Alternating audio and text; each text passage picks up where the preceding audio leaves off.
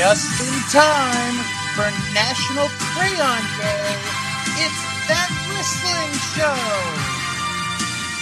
Hello everyone, it is Hall of Fame season, and this week, Fro and I, we're going to color up the 2019 Hall of Fame. Now, Fro, you can't feel blue about this one. Hello, Fro. Hello. Hello. I can almost not hear you. Yes. Oh, there we go. Hello. So There anyway, Fro is not feeling blue at all today. No, I'm feeling okay today. Had a headache yesterday, so yeah, we're a little late on the show. Well, I mean, I think it's okay because National Crayon Day is right around the corner. I think that's excusable. Yeah, I mean, you have to celebrate that, of course. Yes. So tomorrow is the British. Mother's Day. Oh, pip to all of our British mothers out there. Cheerio. So this week, like I mentioned, we are going to discuss the WWE Hall of Fame, the class of 2019. We're going to go and Fro and I, we're going to dive into it. We're going to go into detail. We're going to talk about who's getting in and what we think about it, and ultimately we will give a final grade on this class of 2019. Plus, we got a lot of wrestling news to discuss. Al Out of Love is back with another WrestleMania report, and a whole lot more to discuss. Fro, Is he so lost without you? You know, you would think so. You really would think so. I think so. I want to start off this week with something I don't think we ever start off with. Or if we do start off with this, we haven't done it in a long, long time. Okay. And that is Impact Wrestling. Ooh, I know of them. So, I did not watch last night's episode. Although I haven't watched it in a while because I've been very busy. Right. But, okay, I think we got to set this up.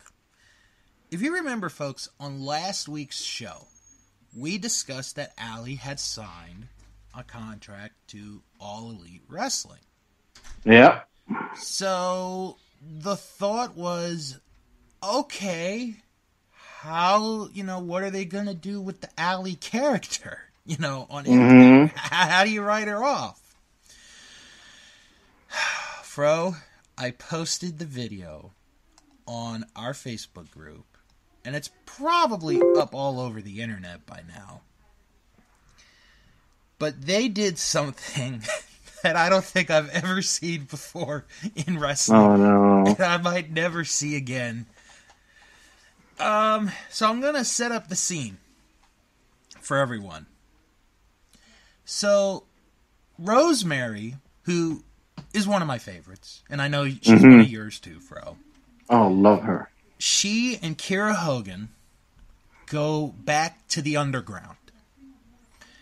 And Rosemary is going to have a fight with Su Yung. So we get to the conclusion of this fight. Su Yung has this glove on, and it looks like it's a Freddy Krueger glove from Nightmare on Elm Street. I think everyone knows what that glove is. I don't have to go into description. So Su Yung is gonna kill Rosemary with this glove. So Su Yung, she pulls her arm back. She's about to execute her. And Allie pushes Rosemary away, and she takes the proverbial bullet. Aww. She gets stabbed. And Allie's final... What a perfect ending. Rosemary's final... Or Allie's final words are, Demon, it's okay. I'm whole again. Aww. Allie died on Impact Wrestling. Aww. That's cute. But the funniest thing about this is before we get to the dramatic part, when Allie, when she is stabbed in the throat, James Mitchell is there, and he's in shock too. Well, everyone's in shock. So Kira Hogan gets in the ring, and she hits Su Yung with like a hammer, and she just knocks Su Yung out. It's so funny. It's stupid funny. It's like, bonk, bump. And then Allie dies. I can't wait to see today's episode of Impact. I haven't come so far that I have seen this episode, so. And honestly, folks, we don't ever spoil anything. We really don't. This is an exception to the rule. Yeah, that's perfect. That's a perfect way to get rid of her. It is. I mean, it's a lot better than that time that Mickey James got pushed and hit on a train like House of Cards, but you know. Oh my gosh. Oh, that was so awful. But yeah, Allie died. Ella died in Impact. They're not going to use that gimmick. So it's good. Mm-hmm. When I watched it this morning, I was like, this is... Well. I can't make fun of it, with the exception of Kira hitting Su Yung with something that just knocked her out. But yeah, if you're on our Facebook group, the video is up there. Fro, I'm sure once you see the episode, you'll see it. All right, let's get into some other news. WrestleMania weekend is just around the corner, and one of the big things that happens every year is WrestleCon, the annual convention with so many wrestlers. I mean, it's almost like 100+ wrestlers every year. And there was one year where you made me read off every single person that was on the list. I remember that. Mm-hmm. However, there are going to be some wrestlers that unfortunately will not be able to make it due to visa issues. WrestleCon announced in a press release yesterday that wrestlers from Dragon Gate cannot make it. They tried to work with an immigration attorney to get this through. It just did not work out. They sent out a release yesterday saying, unfortunately, after 2 separate visa application attempts, including conversations with the Japanese consulate, the Department of Homeland Security, the National Visa Center, and the visa office in Tokyo, we are left without any more time to make this possible. And this is a bit unfortunate because earlier this week they had to announce that Pac could not make it to WrestleCon because of visa-related issues as well. So it's a bit unfortunate, but you know, that's what happens in life. So, and plus I've been to WrestleCon. It's a great convention. If you haven't been there, just because the guys from Dragon Gate aren't there doesn't mean you shouldn't go. I think you should definitely go. What day are you going to Wrestle? I am going next Saturday. Saturday. Alright, I know you and I, you know, we talk about TV shows and, you know, we get into interesting stuff. Especially with documentaries. Well, there is going to be a new documentary series that's going to air on Viceland about professional wrestling and the dark side of wrestling. It is called Dark Side of the Ring, The premiere episode is right around the corner. It is April the 10th. And it is a 6-week... it's at least the first season. There could be a second season. But they're going to talk about, in this series, there's an entire episode dedicated to an individual or individuals on here. So let me read you the schedule, Fro. You tell me if you're interested in this. Mm-hmm. First episode, April the 10th. Randy Savage and Elizabeth. Yeah. I'm already interested right there. Yep. April 17th. Bret Hart and the Montreal Screwjob. Oh, yeah. April 24th. Bruiser Brody. No. I think the story is very interesting. If you, if you dig deep into it. And spoiler alert for those that are going to watch it, the murderer is still out. Yeah. Son of a bitch. Anyway, May 1st, Kevin Von Erich and the Von Erich family. Oh, yeah. Definitely. That's going to be a good one. May 8th is Gino Hernandez. I know you haven't heard of him, but I think you should check that one. I think you should check that one out, Fro. I really do. Okay. And May 15th will be the Fabulous Moolah. Nice. So what I am considering, Fro, and you could tell me if you're up for this. Mm-hmm. Because this is going to be, our review show is going to be packed already. I think we should review the first episode. Oh, which definitely. is Randy Savage and Elizabeth. Oh, yeah, definitely. And I'm up for reviewing every episode.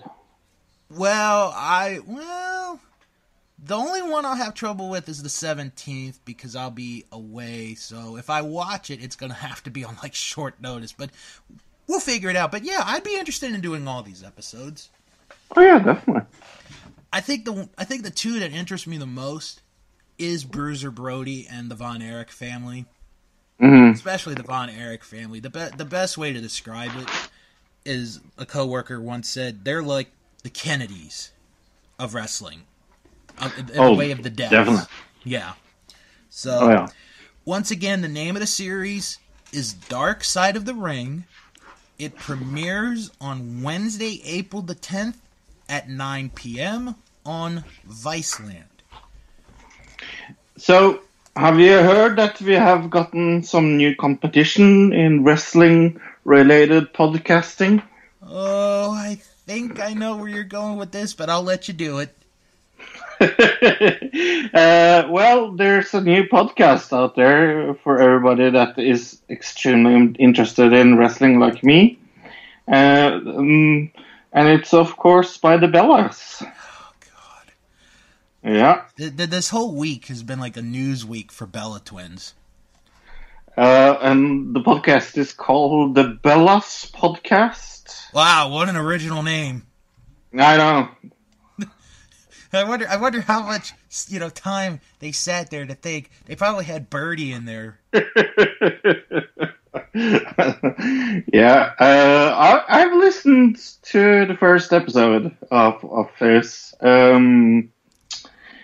Yeah, I'm emotionally harmed, of course. You're emotionally harmed. Yeah, by it, of course. No, it's tremendously bad. But the first episode is called One Night Stands and Paparazzi Photos. Oh, dear God. Yes. Do you want to hear the description of the episode? Sure. Yeah, because, why the fuck not? Nikki and Brie open up about Total Bellas season premiere. The truth about Nikki and her DWTS partner, Artem. Oh, please. You don't have to pronounce his last name. We'll just go by Artem. Okay, Artem. Brie's post-baby comeback and pregnancy status update. The Evolution match against Ronda Rousey. They talk about that for 2 minutes. So, then the twins debate which one night stands is better, sober or drunk. Oh dear God. Mm-hmm. And kill the rumors about Nikki's infamous Nikki's infamous paparazzi photos.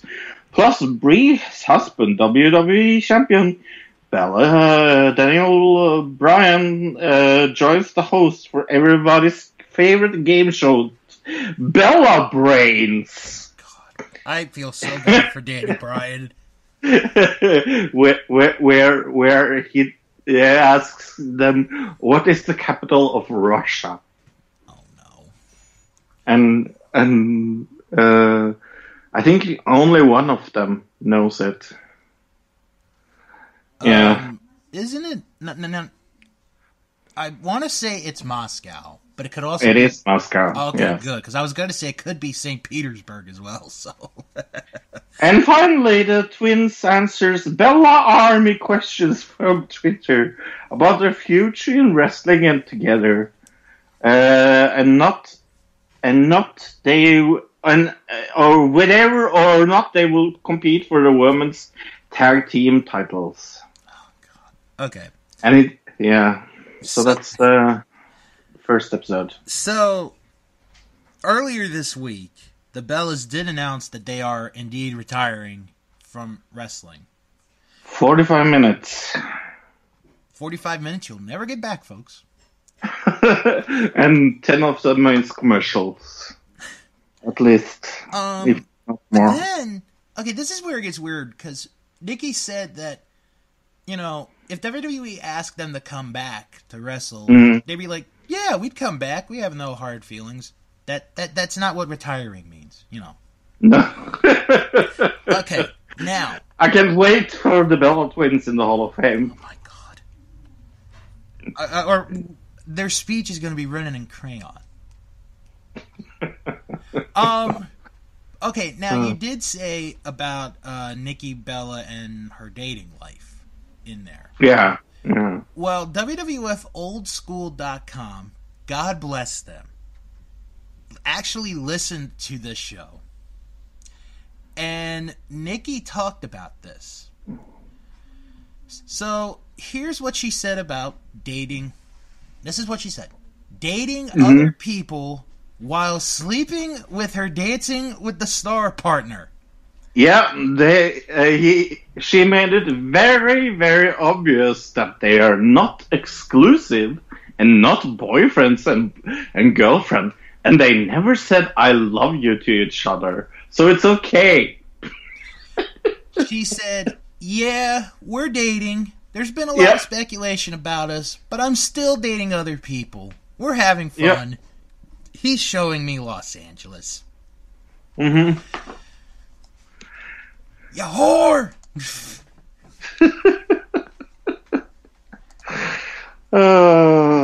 Poor Artemis. Good God. I'm not sure if I feel bad for him. He chose it, choose it. Alright, Fro. Yeah. I'm gonna... Let's continue on with stupidity here. Okay. And let me ask you. Let me ask you a serious, an honest to goodness, serious question. Who shocks you more, as far as people who defend them for the stuff they say? Cardi B or superstar Billy Graham? Cardi B. All right. But well, maybe. No. Superstar. Yeah, no. Bill Graham was pretty awful as well. Well, he made a comment this week. Yeah. Like he always does, it seems. About Kofi Kingston. Now, before I read this, I want to say this to everyone. No, he did not make racist comments. For the record, he did not make racist comments. But I do want to read this to you. And this is called, Is the WWE Serious? With 3 question marks. I turned on my computer today and went to the wrestling news sites. Oh, that's probably Cardi B or Superstar right now. No, I'm just kidding. They're not calling. All right. I turned on my computer today and went to the wrestling news sites. And what did I see? Kofi Kingston versus Daniel Bryan for the WWE Championship at Mania. Talk is Vince is going to put that WWE belt on Kofi Kingston. Shit. You, not me, will have a 145-pound WWE champion. This must have been an idea by the new senior creative lady, Dana Warrior. Meltzer says she has been promoted to an extremely high position on the creative team and attends meeting that only Vince, H, and Step, it's supposed to be Steph, but it's Step, are in. Step by step, day by day. Anyway. We are old. Yes. Damn, how did she get so smart? My friend Hannibal has been monitoring the Monday Night Raw steady decline in TV viewership. Well, Hannibal, it dropped again last night in Boston, Monday, March 25th. Steady decline in TV viewership. I predict that this year's Mania will be so bad that next year, 2020, will not come close to selling out. The thrill is gone. 2020 will not sell out. Is anyone out there really excited to see two lightweights wrestle for the WWE Championship? Oh, one more thing. I would love to see Kofi at 145 pounds put his newly won WWE belt on the line against Brock Lesnar. Great logistics. One man being outweighed by a good 135 pounds. A total joke this thing is. Well, I will tell you this.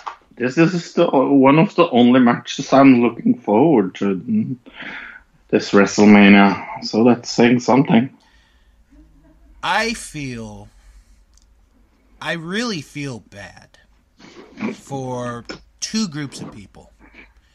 The first group is for the people who get easily offended by the shit that superstar Billy Graham says. Mm-hmm. That take his stuff seriously. I really do. Because, the thing with Ronda Rousey was over line, in my opinion. If you remember that memorable note that he wrote there. The second group of people that I also feel bad about are the people who actually believe superstar Billy Graham is right in this. Mm-hmm. Okay, obviously, I missed something in this, and I think Billy Graham did too. Kofi Kingston's been in the WWE for over 10 years. He's finally getting a headline match, and oh, by the way, it happens to be at WrestleMania. The guy deserves it. Daniel Bryan came back 1 year ago when we all thought his career was over. Look at where he is in 1 year. He's the WWE champion. And now, some muscle-bound, steroid, old piece of garbage is pissed off because two men who, and believe me, Kofi does not weigh 145 pounds. He's over the 200-pound mark. That Daniel Bryan and Kofi Kingston are wrestling for the WWE Championship, a title that Billy Graham won 40-plus years ago. Well, I'm sorry, Billy, that these two wonderful athletes, which you are not, sir, these two wonderful athletes who are clean, live a good life, and dedicate themselves to a business that you helped make better, are competing for a title that you held. Honestly. Yeah, no, it makes absolutely no sense. And this is the thing. And we've said this before. why are you talking about something that you don't care about? Obviously, Billy Graham doesn't care about WWE. It's a fact. But why are you talking about something that you don't care about? Like, I don't go around talking about how Game of Thrones sucks. I've never seen an episode of Game of Thrones, so I'm not going to say Game of Thrones sucks. Yeah. You know, I'm not going to say...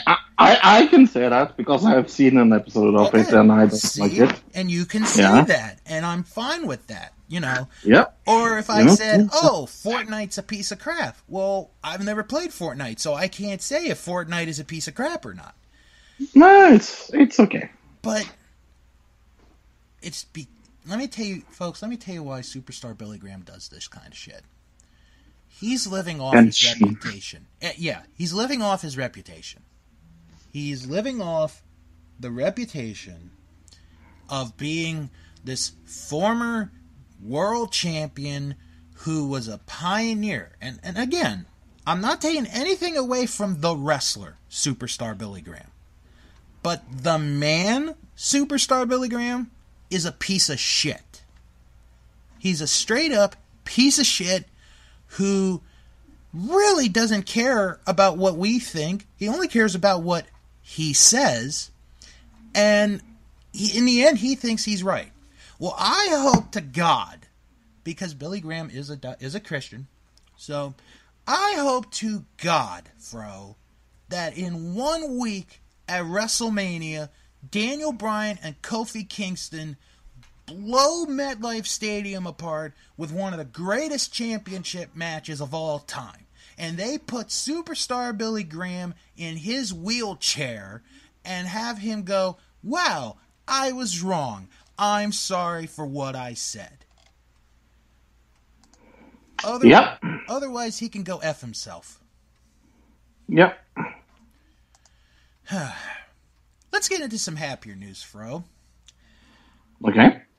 You know how JoJo has not been on television for a while? Yes. Well, we finally know why now.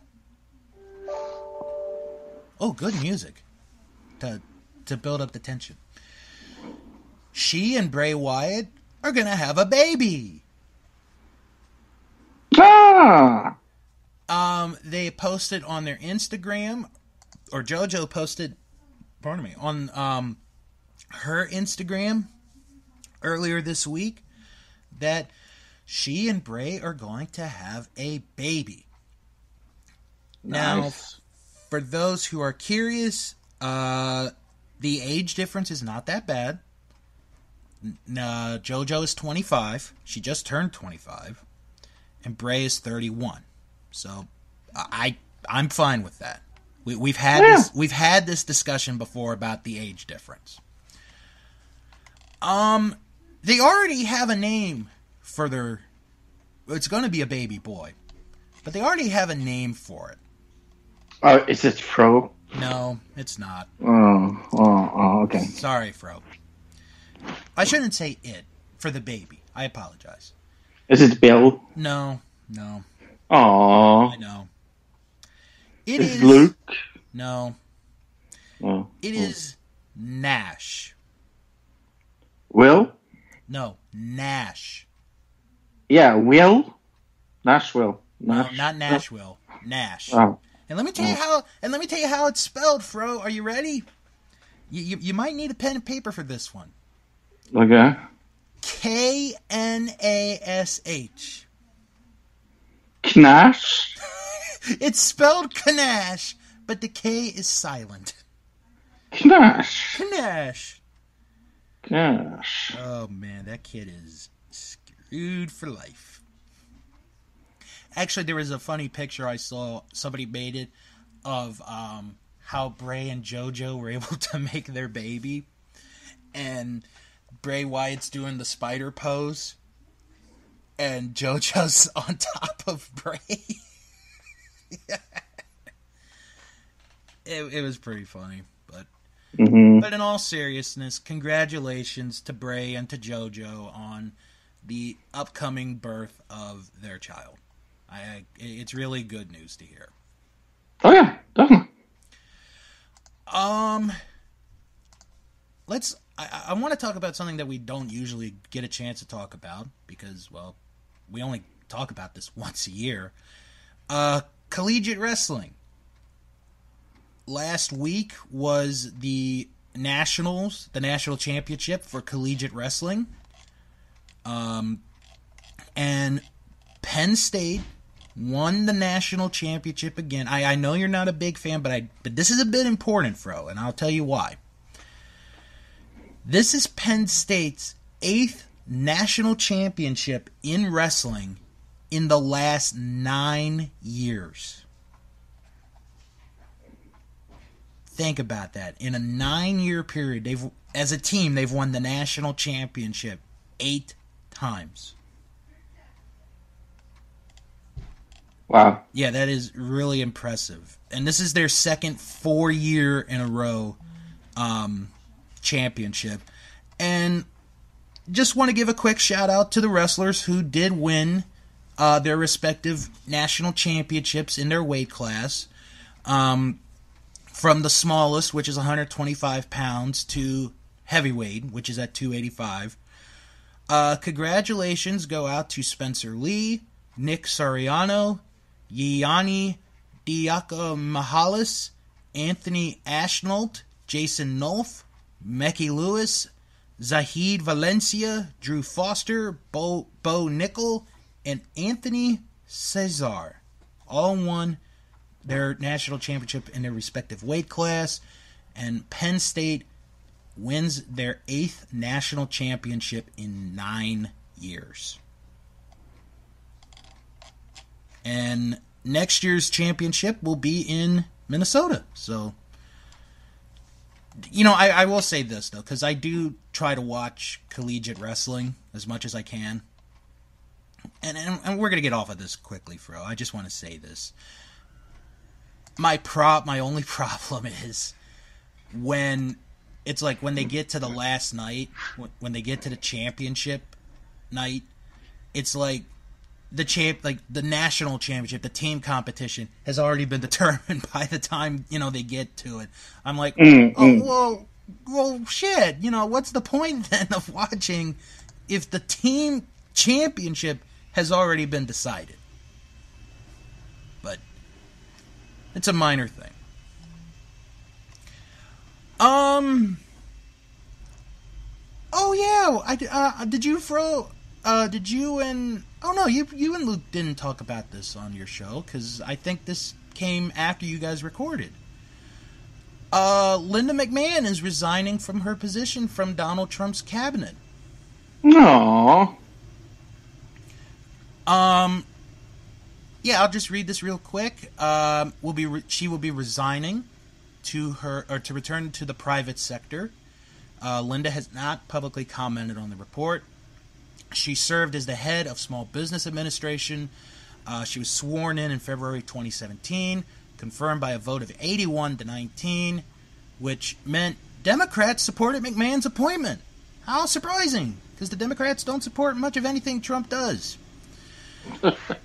Her decision to return to the private sector certainly opens up questions about whether she may be returning to join WWE or the XFL, but there is no sign that is in the works. So, you know what? I'll say this, and we don't ever get political on here. Linda McMahon was one of the few people in the Trump administration that you never heard any bad things about. You really never did. And I think she kept herself out of the spotlight, and that's what made it that much better for her. I think it was a less stress situation for her. So, but no, I say good luck to Linda for whatever she does next, and I'm sure, she did a good job when she was serving under President Trump, because no one said anything bad about it. So, all right. One more story, Fro, and then we're gonna get to our WrestleMania report here. Now I know that you are a newer fan of wrestling. Yes. And 2000 and something. When I mean by newer, I'd say, what, about 10 years? Approximately. Okay. There is, and I have to set this up for everyone, and especially you, Fro, because I got to set this story up. If you read Bret Hart's autobiography, or if you never read his book, which is a good book, by the way, I will say that. There's a story in Bret Hart's autobiography where he talks about how he had a match with a gentleman by the name of Tom McGee. I want you to remember that name, Fro, okay? Okay. So Bret Hart has this match with Tom McGee. It is said in legend, Vince watched the match backstage, and he said, "This guy's gonna be our next Hulk Hogan." And he's referring to Tom McGee. Because Tom McGee had a good body. You know, he had a good look for him. Well, the match never aired on television. Match never aired on television. Well, Fro, somebody found the tape of the match of Bret Hart and Tom McGee. The video exists, and the video was played this week. And I've seen only photos of it. And I know the lady who has it. I'm not gonna say her name because I don't want to get her in trouble. But she watched the match. It's one of the holy grails of wrestling. The match exists on tape. Wow. Yeah. And like I said, the story was Vince watched the match and he said Tom McGee. He didn't say his name, but he said, "He's going to be our next big star. He's going to be our next Hulk Hogan." Well, that didn't come through, actually, because Tom McGee didn't make it quite that far in wrestling, but I honestly hope to see this match. I really do, Fro. I want to see this match. I think it would be really, really awesome. So why didn't he become as big as it as? I think because he wasn't that good of a wrestler, and I don't think he really improved that much. I mean, he had the body for it, but I just don't think he was that good. So he was not a great technical wrestler, to say it mildly. Right. He was not a great technical wrestler. So hopefully this match will see the light of day on the internet, and maybe we'll get to watch it. Who knows? But when I read it, I was like, no. And then there's photos, and it's like, yes! Oh, man, it's pretty cool. All right, so Fro and I, we're going to take a quick break. We're going to go to our WrestleMania report, and when we return, we are going to discuss the WWE Hall of Fame class of 2019. So with that in mind, here is your WrestleMania report. Hello again, and welcome to your WrestleMania report. WrestleMania 35 is just 1 week away from this Sunday night, live from MetLife Stadium outside of New York City. Now, tickets for this event, they're pretty close to sold out, folks. If you can't be a part of what will be one of the most extraordinary events of all time, you can watch it on the WWE Network. And if you don't have the WWE Network, all you have to do right now is go to WWE.com, click on WWE Network, sign up, and you get your first month for free, which includes WrestleMania. Now then, the big news this week, it is official. The main event of WrestleMania 35 is the triple threat match for the Raw Women's Championship. Ronda Rousey will defend the title against Becky Lynch and Charlotte Flair. However, this past Tuesday on SmackDown, I'd call it a shocker, ladies and gentlemen, Charlotte Flair defeated Asuka to become the new SmackDown Women's Champion. How will that play a role? How will that play a factor into what is going to go down in just a week at WrestleMania?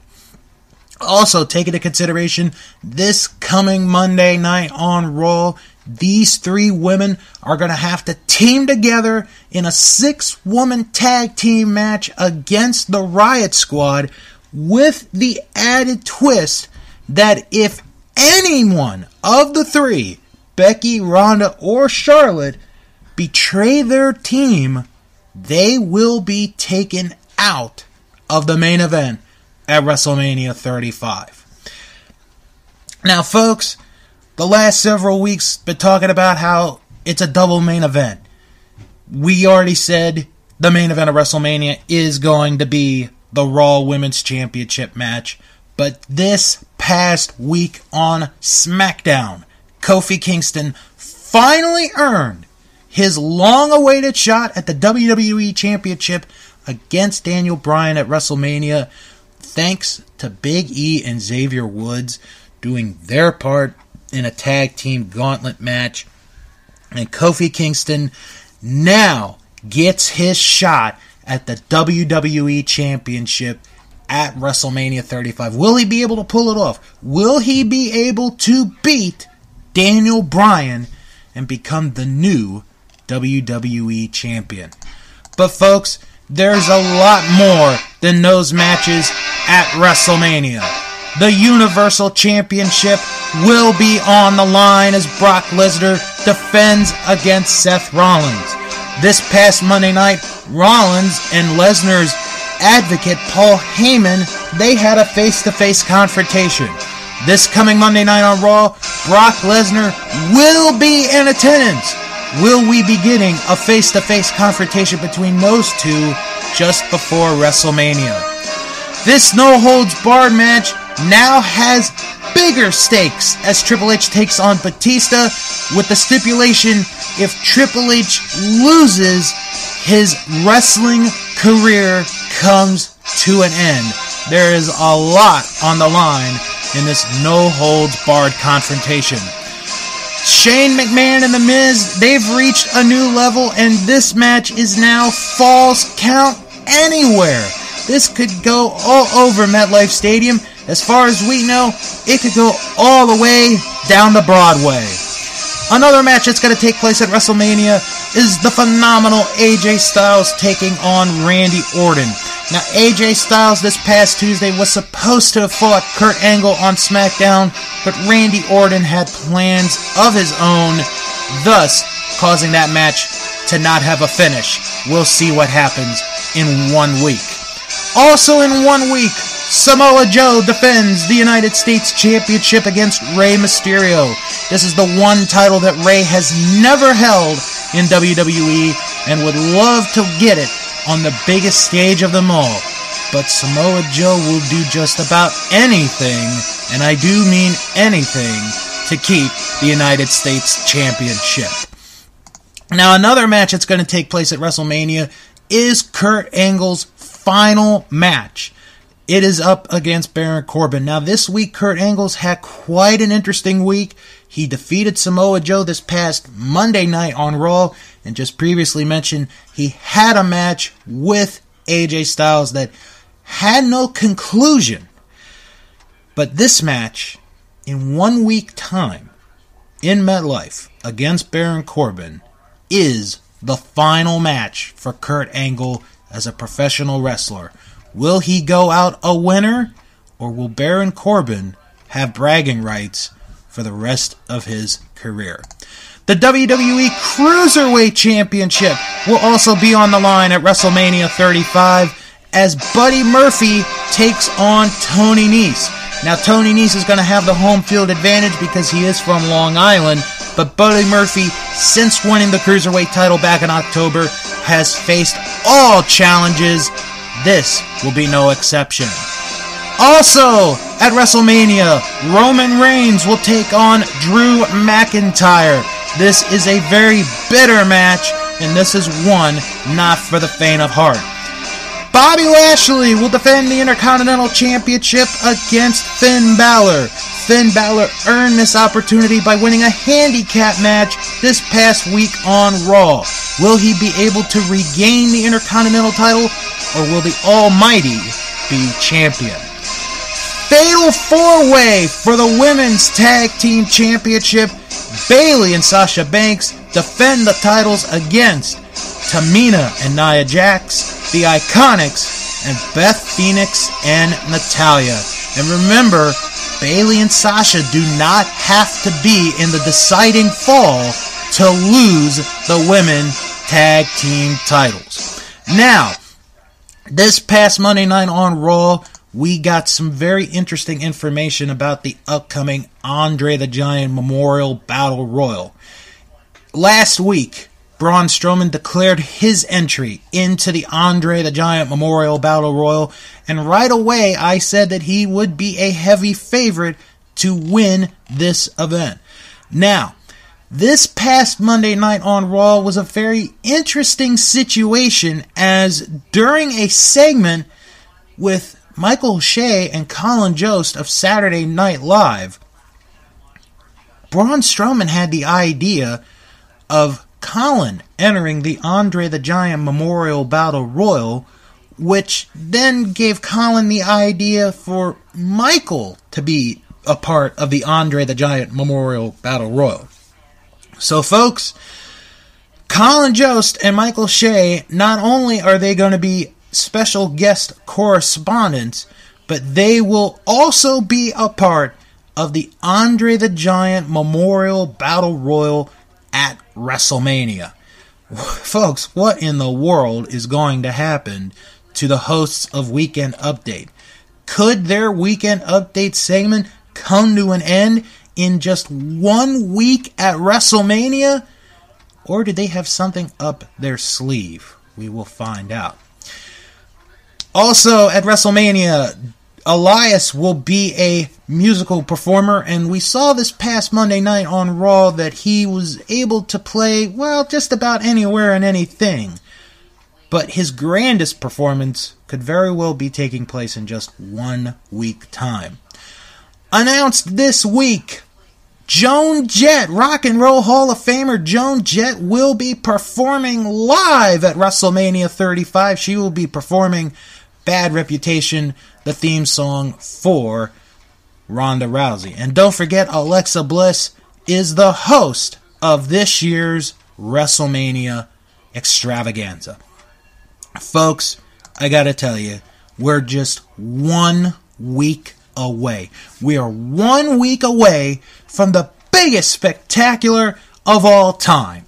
WrestleMania 35 is just around the corner, and folks, you don't want to miss what will truly be an extravaganza for the entire family.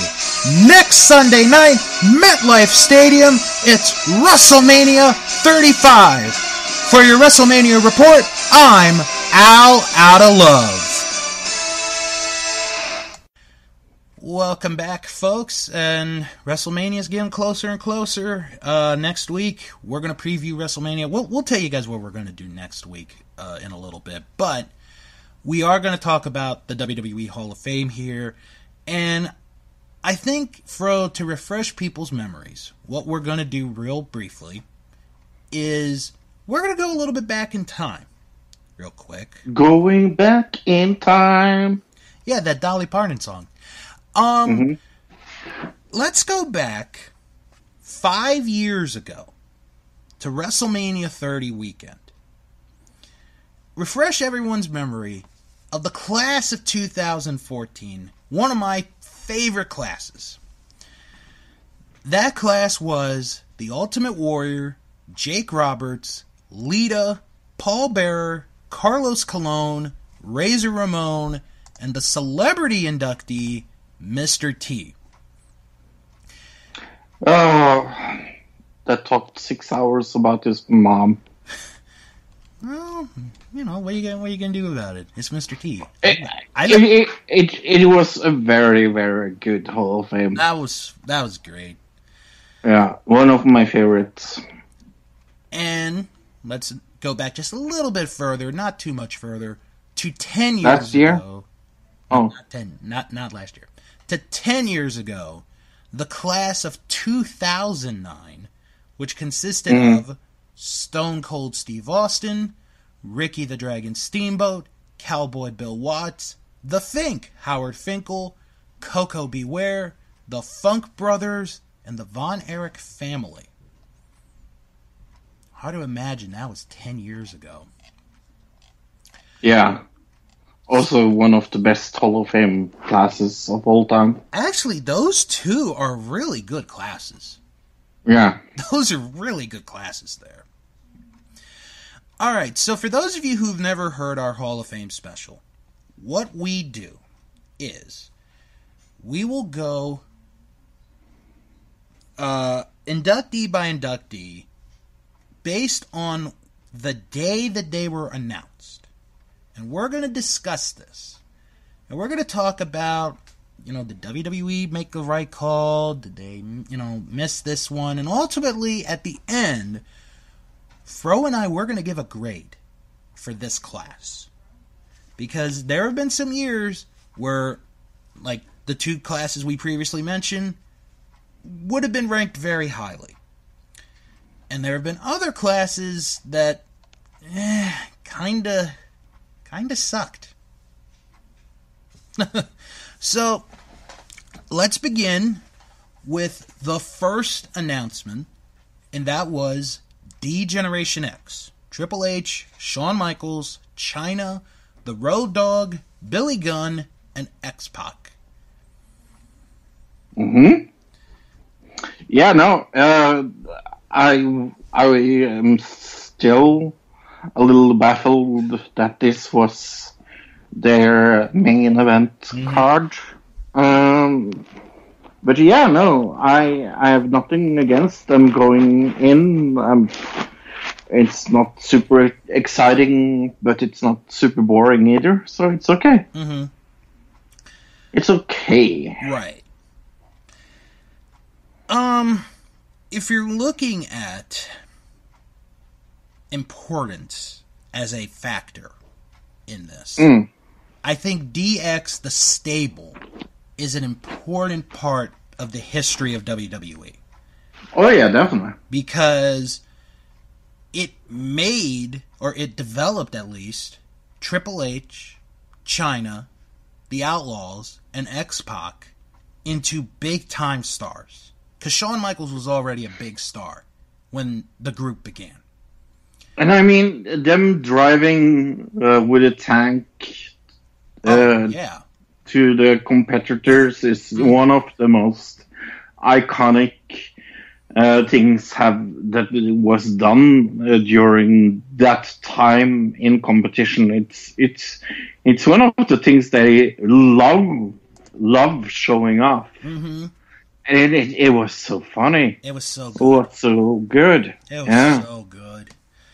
I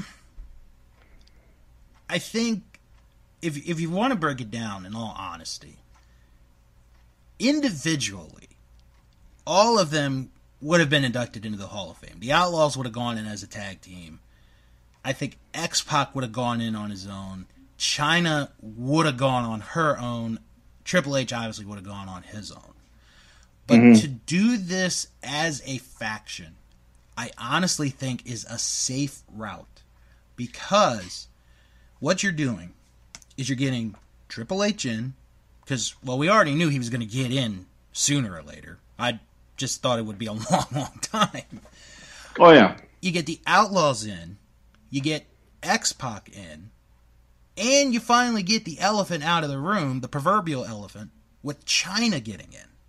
Mm-hmm. Because, the debate was, oh, China should be in the Hall of Fame. And it's like, oh, well, China, if you Google her, you'll see her adult career, which we did Google her up, and it was nowhere on the first page of Google. I agree with you. I'm a little bit baffled that this is the headliner. So baffled by that. Bro, I gotta imagine they had somebody else in mind for this. Oh yeah, I think they had The Undertaker. I still believe that was in the plans. Yeah, they had to have somebody in mind. I think DX would have gone in this year. Mm-hmm. I don't think they would have been the headliner. No. I really don't.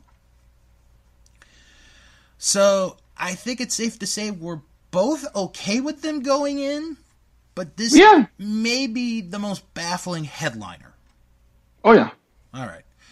So, the next person that was announced, the Honky Tonk Man. I was so happy about this. This is one of the best announcements this year. Longest reigning Intercontinental Champion for one reign. The Honky Tonk Man.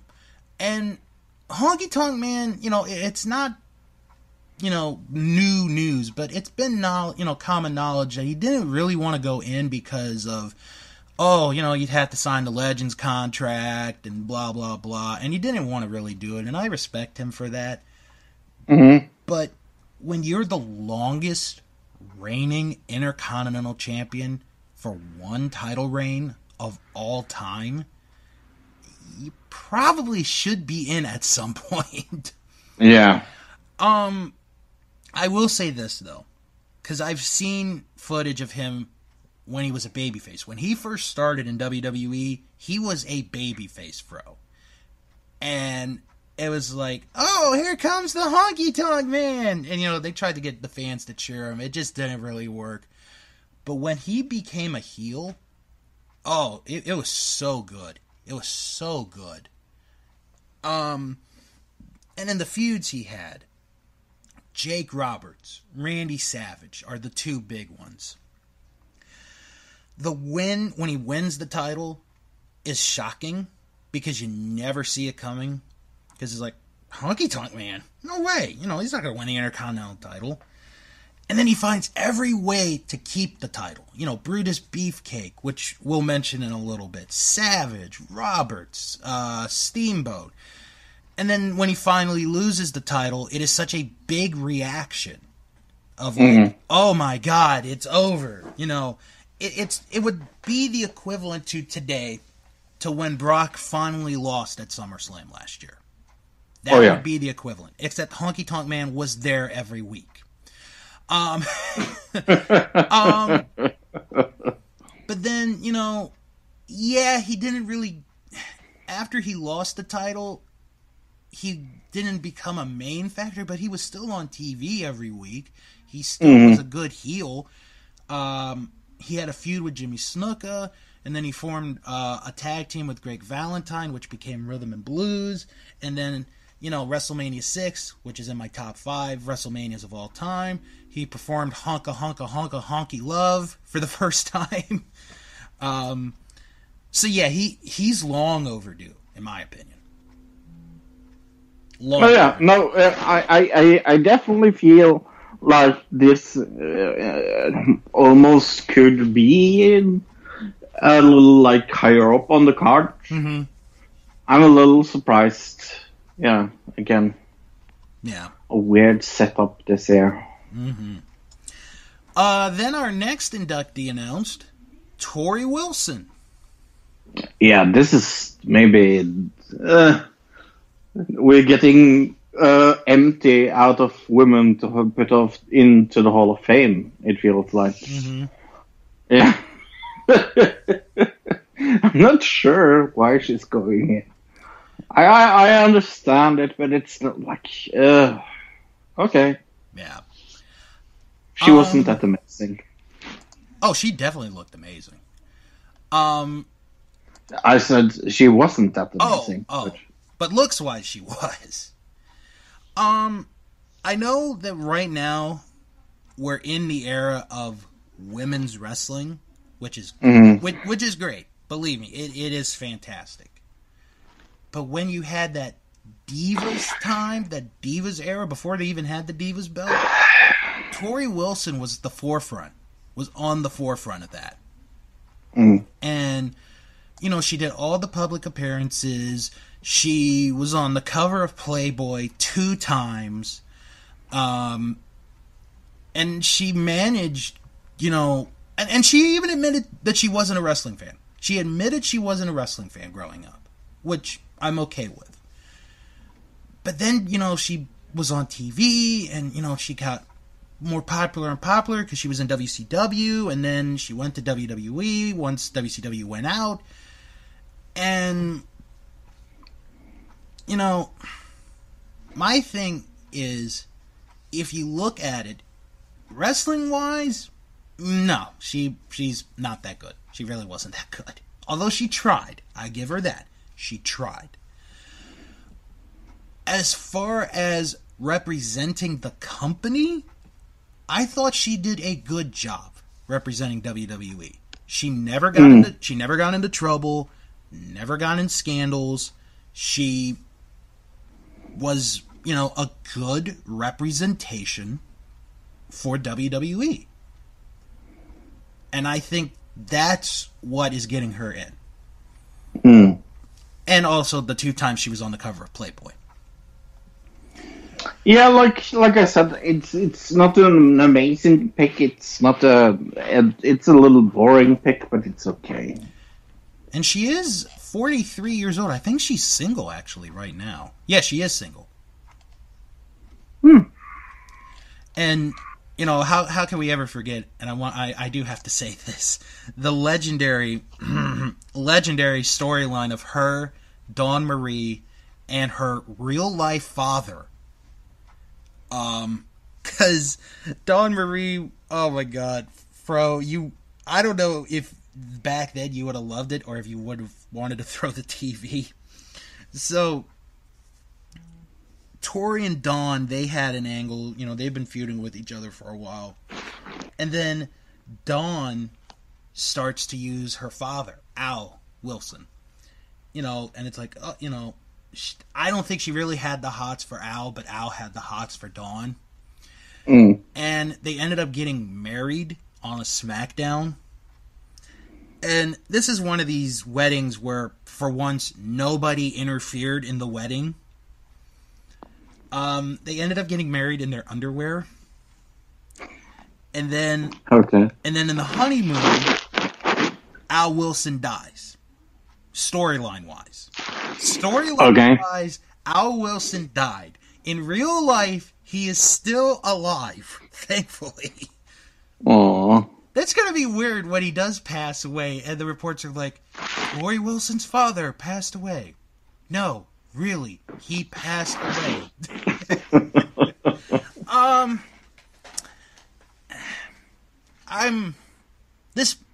And I hate to do this. I always hate to do this every year. But if there's one where it's like, that kind of pick, yeah, this would be my pick.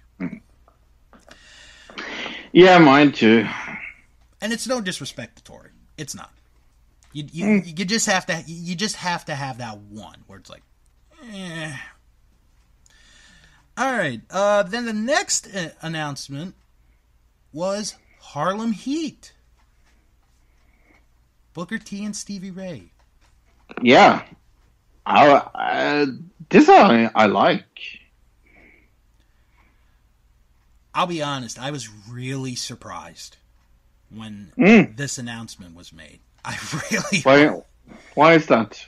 Well, in all honesty, I just never thought that WWE would put them in the Hall of Fame because Booker T's already in the Hall of Fame. And I guess my thought was, there's no way they would ever put, Booker and his brother in the Hall of Fame. And, and I said this when when we did talk about this, statistically, and I am saying statistically, They are the greatest WCW tag team of all time. They won the tag titles 10 times. No other team in WCW can ever say that. They can never say that. I think Harlem Heat, with the exception of the Steiners, are the greatest tag team WCW ever had.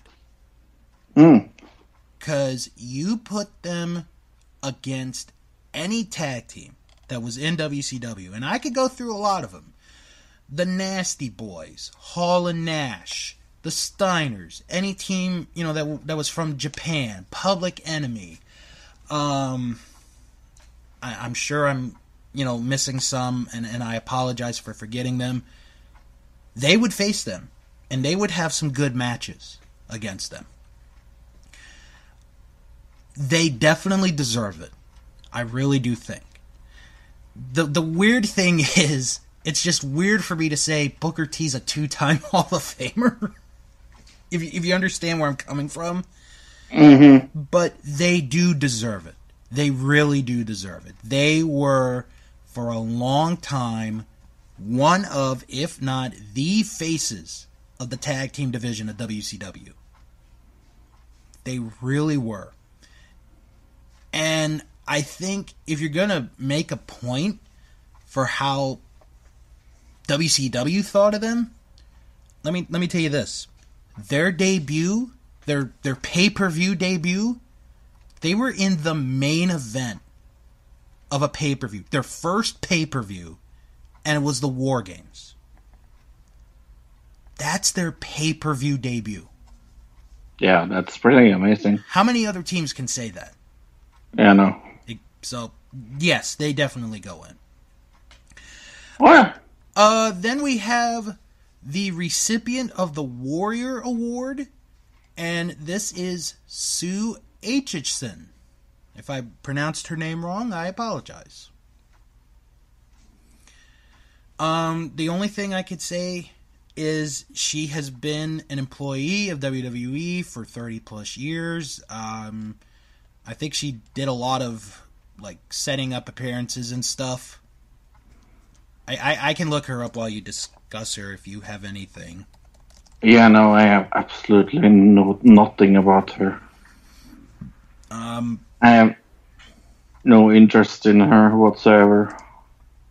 Well, okay, I do have some info about her. Okay. So this will help us.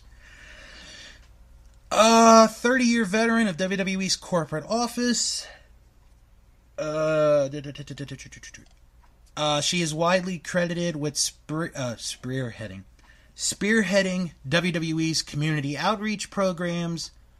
Over the course of her storied career, she built a long-term partnership with Make-A-Wish and helped grant WWE wishes to more than 6,000 children. She also pioneered WrestleMania Reading Challenge, inspiring a love of reading for millions of children around the world. She was also a recipient of the Make-A-Wish's Chris Gracious Award. Again, if I said that name wrong, I do apologize. So basically, she has helped WWE within the communities, basically. It is a little sad to see a corporate stooge getting this award, isn't it? But Fro, here's the thing. When the Warrior made his speech 5 years ago, he said in the speech he wanted an award made for the people that work behind the scenes. And for once, someone that works behind the scenes is getting this award. Okay. So I'm fine with this. I'm sure her speech will be very good. I know you're in a little bit of disagreement, but this award is specifically what the Warrior wanted it to be, for people that are behind the scenes of WWE. So, all right. Then the latest inductees announced: the Hart Foundation, Bret the Hitman Hart, Jim the Anvil Neidhart. Why is this last? Well, that actually, is my... it's not last. There's one more. I know, but why is this so down the card? This should be the main event. I'd agree with you. I mean, when they do the speeches, it's probably going to be towards the end, I would think. You know? I hope so. I have said they are in my top 3 WWE tag teams of all time. They really are. Yeah. Oh, yeah.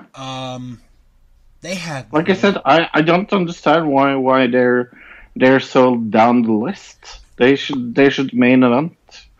This is main event material. Okay. But to go into with the team. This team influenced so many people. Mm-hmm. It really did. I mean, they were a team for the most part for about 6 years. There aren't a lot of tag teams that can say they were a team for 6 years and have the kind of matches that they had, be champions twice, and just be popular when they were heels or faces. You know? Right. And I still have my videotape of the Hart Foundation. And I was very fortunate to get Bret, Jim, and Jimmy Hart to get them autograph the cover of the videotape. You know, I was very fortunate for that. And Bret's another. This is a theme. We have a lot of themes here with this Hall of Fame class. Shawn's is a 2-time Hall of Famer. Booker's a 2-time Hall of Famer. Bret's a 2-time Hall of Famer. We're getting tag teams in this year. And Jim Neidhart getting in, I think, is deserved. Because he was a very integral part of not only the tag team, but I think to the company as a whole. You know, his character, you know, it was a little weird, but it was still fun to watch, you know. And, you know, he has his daughter, Natalia, wrestling now in WWE. And it's good to see her wrestle, even though Jim did not want her to wrestle. He never wanted her to wrestle, but look at how good she's become, you know? Mm-hmm. But no, this is good. I really like this selection. Now, there is one more inductee. It hasn't been announced yet, but it sort of was spoiled this week, Fro, over the radio in New York. Oh. So we're gonna bring this person up. Brutus the Barber Beefcake. Okay, cool. I don't mind it. No. I mean, that was a good gimmick of the 80s and 90s. Mm-hmm. I mean, if it wasn't for him, I wouldn't be able to do my Brutus Beefcake impersonation of cutting. No, I'm fine with it. It's, you know, it's not the worst choice, but I'm fine with it. Yeah. All right. Now, before we get into our grade, let's take a guess for each of us who we think will be the ones that induct them in to the Hall of Fame. Who's going to give their speeches? So the one that we're going to exclude is the Warrior Award, because Dana Warrior is going to do the speech. She always does. So Sue Studio. All right, DX. Who do you think will induct them? Triple H's wife. Ooh, okay. I got a good one. Stephanie. I got a good one for you. Okay. They're going to be in Brooklyn. That's where the Hall of Fame is. Mike Tyson will induct DX into the Hall of Fame. Oh, yeah. But Stephanie's a good choice as well. I could see either one of those.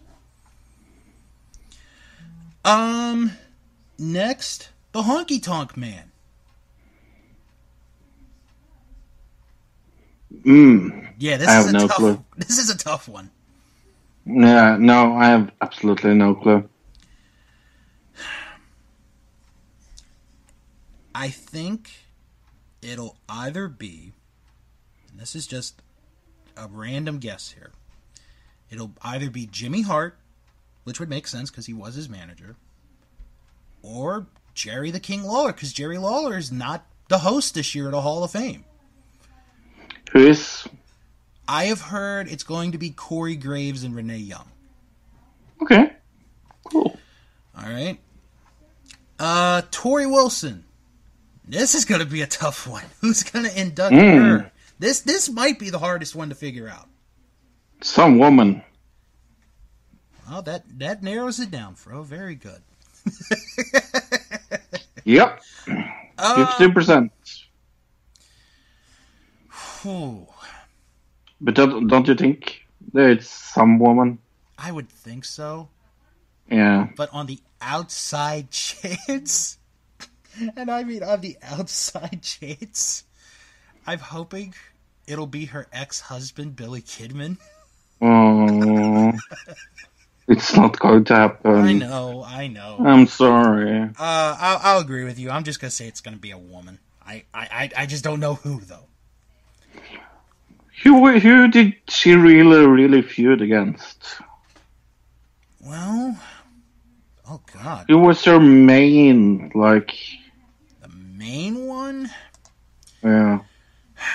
Well, like I said, I mean, Dawn Marie was a big one. I could see it, maybe Lita. Maybe yeah. Maybe Trish. Yeah, Lita. Yeah. Lita, Trish. I don't think it's going to be Sable, though. I really don't. If it's Sable, that'll be weird because that means Brock Lesnar would have let her out of the house. So, you know.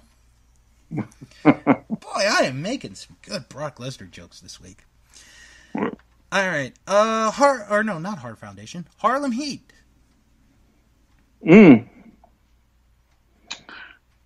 Who is going to induct This would have to be somebody from WCW. Yeah. I'm thinking that as well. Wow. You know, if Sensational Sherry was still alive, because that was their manager in WCW. She would do that. She would be the one to induct them. Yeah. Wow. Maybe New Day. How about that? I'll throw that out. Oh yeah, why not? Just to throw it out. It could be. Heart Foundation. This is another. There's like one or two easy ones, and I think we went through the easiest one at the beginning with the X. Yeah. That's another one where I think maybe Jimmy Hart could be the one to induct them. Okay. I don't think it would be Natalya, because I think Natalya would be the one that would be accepting for her dad. Yeah. I would think. I think so as well.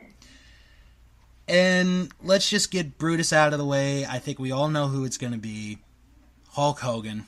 It's going to be Hulk Hogan. It needs to be. We don't know about the legacy wing for the Hall of Fame. We'll probably find out going into the Hall of Fame. If not, we'll talk about it in 2 weeks. All right, Fro. Since we are the professors of wrestling, well, actually, I'm the professor. You're like my mentor, professor. Yeah.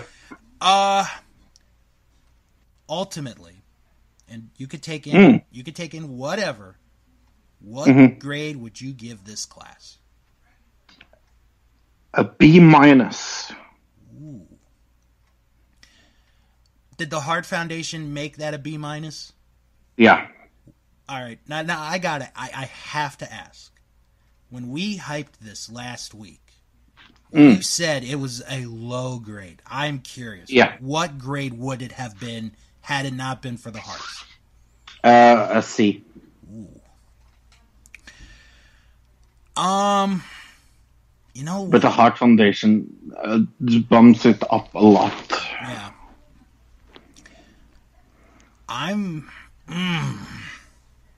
See, this is hard. This is hard because this is not their best class. I think we can agree with that. It's not their best, but it's also not their worst. No. Ooh.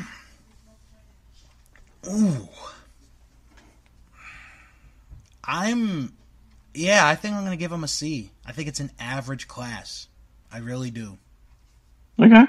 Like I said, it's not their best. It's not their worst. It's right there. It's just right there in the middle, I think. But the speeches, on the other hand, I'm looking forward to. I am looking forward to the speeches. I think they're going to be fun and entertaining to watch. I do hope, however, for the sake of the Hall of Fame, that they really don't cut back on time, because I know that's been a big talk, from the reports I've read, because it's like, oh, well, the wrestler's got to be in bed at a certain time before WrestleMania, blah, blah, blah. It's a Hall of Fame. Let these people speak as long as they want.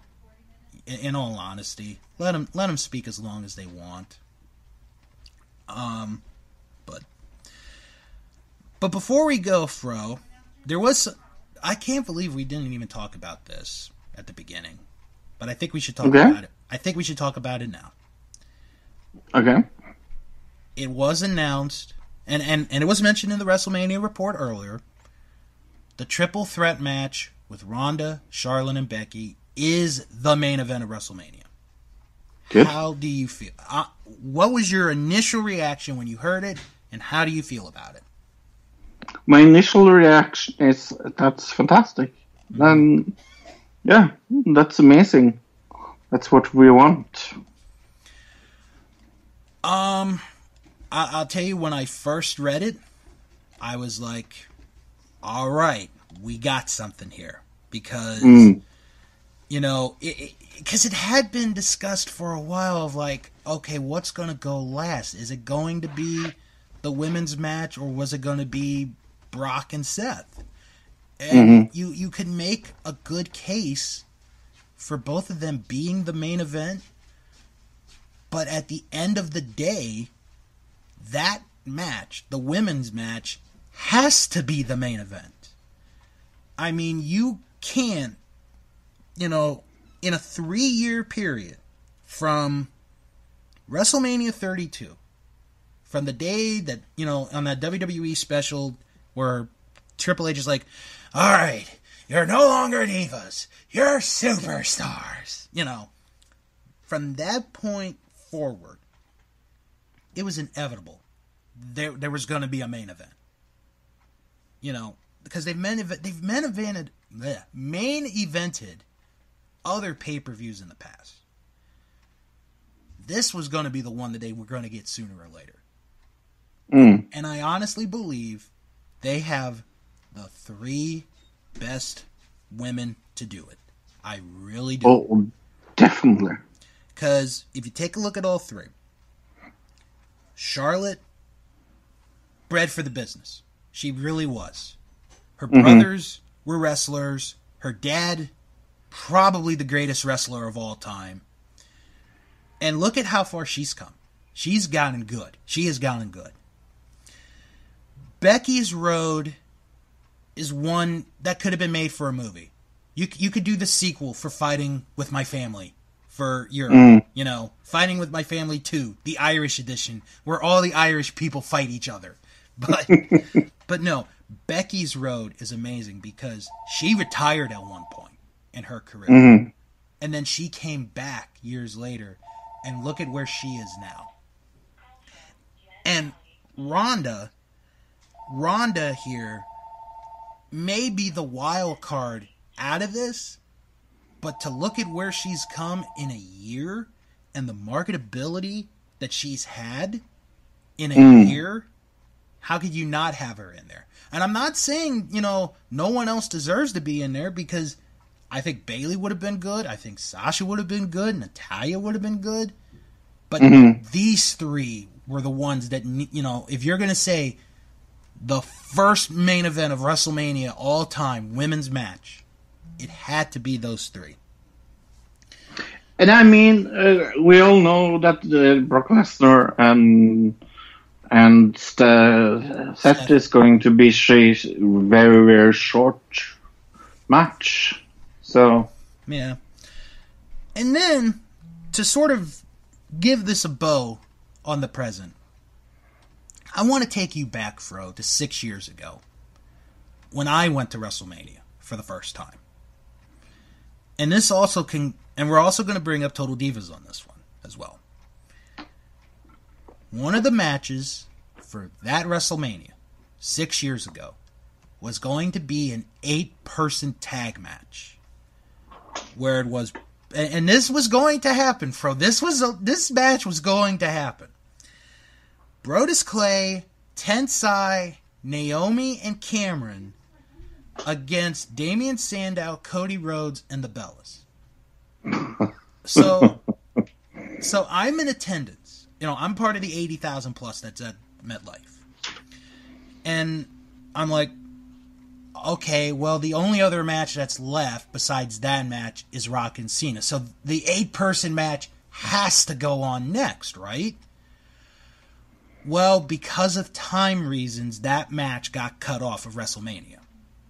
Wow. And they went right to the main event. And if you remember that episode of Total Divas, it was one of the first episodes, if I remember correctly. Yeah. They had how much? Yeah, how Naomi was, sad, crying and bawling, and because that match was gonna happen. It was about to happen, and then they're like, "Oh, sorry guys, we're out of time. We're gonna go to Rock Cena." Sorry. So we got that match the next night on Raw. Was that twice in a lifetime? That was twice in a lifetime. Yes. But the one thing I'll never forget, Fro, is a story that a friend of mine told me. Because he was at that WrestleMania too. Although he was on the lower section, but my dad and we were at like the best seats in our opinion. But anyway, so he was sitting next to this kid. And the kid wanted to see that 8-person tag match. Like, that was like the one match this little kid wanted to see more than anything else, was that 8-person tag match. So I've joked with my friend since then that kid is probably still there at the stadium waiting for that match to happen.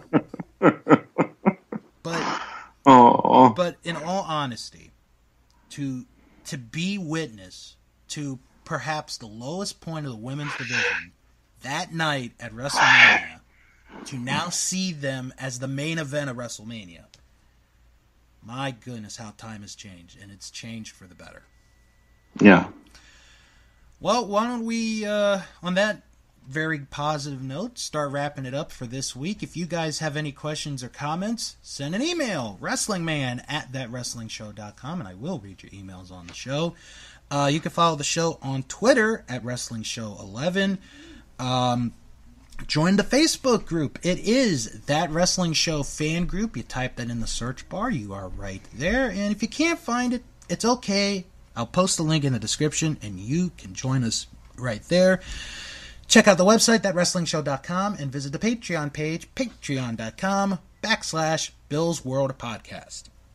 Fro, what did you guys discuss on Another Digital Citizen this week? The Mueller investigation. But, yes, how happy were we? Yeah, I was going to say. We were finally right about something. Yeah, yes, but we mostly talked about the conspiracy theory about anti-vax. Is that a medicine or a disease? Anti-vaccines. Oh, okay. Yes, people that doesn't want to vaccinate their kids. Oh, yeah, that's a messed up situation. Yeah, I would go I'd go on a shoot on that one, but I'm not going to today. We're talking about it, and you can say it's one of the most dangerous things people can do to their child is not vaccinate them. Yep. So. Sure is. Yeah. Please don't be stupid and do that. Exactly. Don't be an idiot. Don't be that parent who's stupid and thinks, "Oh, if I give my kids vaccine, they're gonna have autism." No, it's not. Yeah, there's no link between autism and vaccines. I'm living proof, folks. I am living proof that Me too. I did not get autism from vaccines. All right, let's mention some other podcasts that I like to listen to, and I think you guys should check out too. Our Vantage Point, the Retro Wrestling Podcast with Joe Murata and Michael Quinn. They talk about, well, what else? The retro world of professional wrestling. This week's episode, they do another edition of Star to Jobber, where this week they talk about everybody's favorite jobber, Virgil. Plus, week 2 of the Royal Flush, where they discuss 2 more of the worst WrestleManias of all time. And a very interesting TV review, Fro. The pilot episode of ECW. This was the pilot that they tried to get to the TV markets and say, hey, watch our stuff. I think your network will like it. Well, it didn't sound pretty good. It really did not. Also, they did another edition of their Hall of Fame Bites. Of course, we did ours in one episode. They do it in different segments. Where this week they discussed Sue, we're just going to call her Sue, and the Hart Foundation. Because I'm going to mess up her last name anyway. So check that out. Our Vantage Point, the Retro Wrestling Podcast. If you're into one-man bands, then you should check out Greetings from Allentown with Pete Winson, where he takes a look at one wrestling television show every week from his point of view, and he brings up events in his life. This week, he takes a look at an episode of World Class Championship Wrestling from October 1982. So you want to check that one out. Also, the Wrestling Podcast About Nothing with former wrestling independent referee, retired referee, well, allegedly, Mike Crockett, and Ring of Honor star Brian Malonis, who I can say officially will be a part of the Madison Square Garden show in 1 week time. He's going to be in a match. We'll talk about that next week. They discuss running a live wrestling show in 2019. Of course, neither one of us have ever run a live wrestling show before, but... No, thank heavens. But if you're thinking about doing it, this might be an episode you'll want to check out. And finally, Unspooled, a podcast that reviews every movie from AFI's Top 100 Movies of All Time, the 2007 list. This week, they reviewed the movie City Lights with Charlie Chaplin in it. And I'm going to be completely honest, this is not my favorite Charlie Chaplin movie. Mine is The Gold. Which one? This is City Lights. Oh, mine is the Dictator. I've tried The Dictator. I might try it again down the line, but Gold Rush is my favorite. Love The Dictator. So check those podcasts out. You guys won't regret it. Next week, Fro, this is it. This is the big one. We're going. What? Oh, what are we going? We're not going to discuss WrestleMania or something, are we? We are. Really? We are. This is it. We have gone down the road, folks. We're right there. Next week, we are going to preview WrestleMania 35. We're going to preview Ring of Honor and New Japan's show. Their card is set. So we're going to talk about that. We're going to talk about NXT TakeOver. We're going to preview that show. We're going to get you into last-minute news. Anything you need to do before the biggest weekend of the year comes. Oh, and actually, you know what? I have completely forgot to do this the last couple times. I didn't want to forget this time. This weekend, a new episode of Eliminated, a Royal Rumble podcast, pops up. As this week, we will discuss one of my favorite Royal Rumbles, the 1998 Royal Rumble match. But next week, big week. I would say, traditionally, this is our biggest show of the year as far as wrestling events go. This is our biggest one of the year. Oh yeah, definitely. And we're ready. We are ready. We are pumped. We're set. And I hope you guys are too. I really do. Mm-hmm. So everybody, have a good, safe weekend. Have fun. And join us next week as we get you ready for the biggest wrestling weekend of the year. For Fro, I am Bill. You have been listening to That Wrestling Show, the only podcast where all pro wrestling matters. And as always, wake me up before you go. Okay, I gotta do my Friends parody real quick. Wake me up before I call Goku. Bye. Wrestle on. Wrestle on.